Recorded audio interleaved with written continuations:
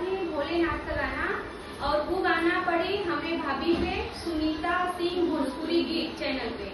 और आप लोग से रिक्वेस्ट बा कि आप लोग गाना की पूरा सुनब जा और कमेंट में जरूर बताई जा कि गाना आप लोग के कैसन लगला, और चैनल के सब्सक्राइब करब जा और फुल सपोर्ट करब जा इनकर।